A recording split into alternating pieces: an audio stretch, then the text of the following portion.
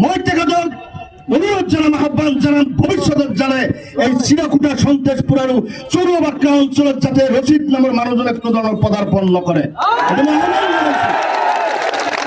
স্বার্থ আমার ভিটা ঘর বাড়ি আমি রক্ষা করার কারণে গণতান্ত্রিক ভাবে আইনে দিয়া অধিকার আইনের মাজত থাকি আমার অধিকার সাব্যস্ত করিব লাগিব। তাতে যদি মৃত্যুবরণ করিব লাগে মোৰ নিচিনা ডেকা তেজাল যুৱক কিমানজন আছে আপোনালোকে হাত দাওকচোন, কিমানজন আছে? অসমৰ মুখ্যমন্ত্ৰী ডাঙৰীয়া মিয়াখাদা আন্দোলন আৰম্ভ কৰিছে আৰু এই নাপিতৰ আন্দোলনক অসমৰ মুখ্যমন্ত্ৰী ডাঙৰীয়াই সমৰ্থন কৰিছে। তেওঁ গৃহ বিভাগৰ দায়িত্বত আজি বিলাসীপাড়ার চিরাকুটা সন্তেশপুর আর চৌরবাক্কাত উচ্ছেদ করা হয়েছে। আজি কৈ আছে বাংলাদেশে উচ্ছেদ করিছো, বাংলাদেশে যদি উচ্ছেদ করা হয়েছে মাননীয় মুখ্যমন্ত্রী ডাঙৰীয়া, ইয়াত আপনার ইমান কিয় DC ADC CDC SP SDPO সকলো ধরনের প্রশাসন এই বাংলাদেশত রাখার আপনার কি কি উদ্দেশ্য? এই মানুহসকল যদি ভারতীয় নাগরিক হয় আপুনি অসমৰ মুখ্যমন্ত্ৰী সাংবিধানিক পদত আছে, এই সকল মানুহক পুনৰ সংস্থাপন কৰিব লাগিব। অন্যথায় কোনো কথাই আমচুৰ নেতৃবৃন্দে অসমৰ চৰকাৰৰ লগত আপোচ কৰিলে আমি প্ৰাক্তন নেতা হিচাপে আমি আমচুক কিন্তু ৰাইজৰ কাঠগড়াত থিয় কৰাব লাগিব।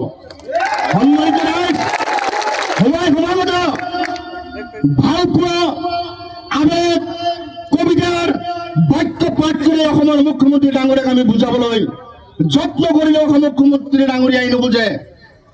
আমচুৰ নেতৃত্বক মই অনুৰোধ জনাম, এই খাটি খোৱা দুৰ্ভগীয়া মানুহসকলৰ ন্যায়ৰ কাৰণে আমচুৱে ভাৰত স্বাধীনতাত যেনেকুৱা ধৰ্মীয় সংখ্যালঘু মুছলমান মানুহসকলৰ অৱদান, মহাত্মা গান্ধীৰ নেতৃত্বত আইন অমান্য আন্দোলন, জেল ভৰা আন্দোলন, দুটা আন্দোলন কৰিবলৈ আমচুৰ নেতৃত্বক মই অনুৰোধ জনাইছো। এই আন্দোলনত আপোনালোকে সমৰ্থন কৰিব নে নাই? আপোনালোকে কওক। আপোনালোকে ভয় কৰে?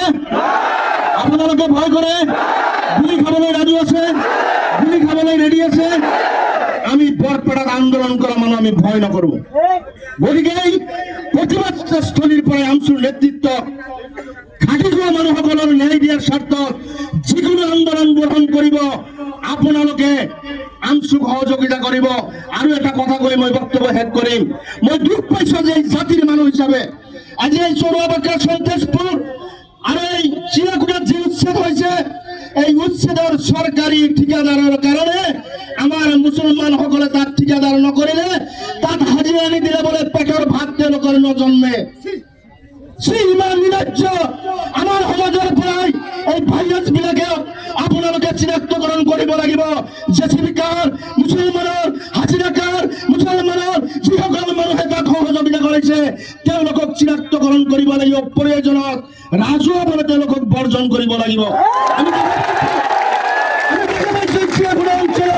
সন্তেশপুর অঞ্চলত এই জিলা প্ৰশাসনে যেনেকুৱা ধৰণে ৰাস্তা ঘাট কাটি মানুহসকলক যাতায়াতৰ ক্ষেত্ৰত ব্যৱস্থা অসুবিধাৰ সৃষ্টি কৰিছে, 2 মাহ 3 মাহ 1 বছৰ 2 বছৰ আপোনাৰ ডিচি এইখন জিলাত আছে। পৰৱৰ্তী সময়ত আমি ইয়াত থাকিব লাগিব। আমাৰ ভাতৃত্ববোধ আপোনালোকে নষ্ট নকৰিব। কিন্তু সেই অঞ্চলত এজন নীলাজৰ মতো আমাৰ আৰু ক'বলগীয়া নাই, এজন হিন্দু মানুহে তাত হাজিৰা দিবলৈ যোৱা নাই, এজন মানুহ যোৱা নাই। আমাৰ এই অঞ্চলের রশিদ নামের এজন ঠিকাদারের নেতৃত্বত সেই অঞ্চলের মানুহসকলৰ তিৰপাল টানি টানি লৈ চিৰি কথা মতে আমাৰ মানুহসকলক বেগাৰ কৰি এই মুকলি আকাশৰ তলত পানীত নিজৰ ল'ৰা ছোৱালী থাকিবলৈ দিছে। মই তেখেতক অনুৰোধ জানাম, আহ্বান জানাম, ভবিষ্যতের জানে এই চিরাকুটা সন্তেশপুর আর চৌরবাক্কা অঞ্চলত যাতে রশিদ নামের মানুষজনে কোনো ধরনের পদার্পণ নকরে। আজি দুখ লাগে, জন্ম দিয়া মাতৃজনীয়ে নিজৰ তেজ যিখন মাটি ভেটিত আজি বিলীন কৰি দিছে, সেই মাটি ভেটি আজি ৰক্ষা কৰাৰ ক্ষেত্ৰত আমাৰ নিচিনা তেজাল যুৱকসকলে আমি আজি প্ৰতিবাদ সাব্যস্ত কৰা নাই। আমার আই মাতৃসকলৰ সন্মান, আই মাতৃসকলৰ ত্যাগ রক্ষা করার স্বার্থত আমার ভিটা ঘর বাড়ি আমি রক্ষা করার কারণে গণতান্ত্রিক ভাবে আইনে দিয়া অধিকার আইনের মাজত থাকি আমার অধিকার সাব্যস্ত করিব লাগিব। তাতে যদি মৃত্যুবরণ করিব লাগে মোর নিচিনা ডেকা তেজাল যুৱক কিমানজন আছে আপোনালোকে হাত দাওকচোন, কিমানজন আছে? অসমৰ মুখ্যমন্ত্ৰী ডাঙৰীয়া আপুনি ৰেডি হওক। পৰৱৰ্তী সময়ত আমচুৰ অমান্য আন্দোলন জেলবৰ আন্দোলনত আমি অংশগ্ৰহণ কৰিবৰ কাৰণে আজিৰ এই সভাতেই সংকল্পবদ্ধ হৈছে আমি শপত গ্ৰহণ কৰিছো আমচুৱে যেতিয়াই যিকোনো সময়ত আহ্বান কৰিব আমি ৰাজপথত ওলাই আহিম আমাৰ কোনো ধৰণৰ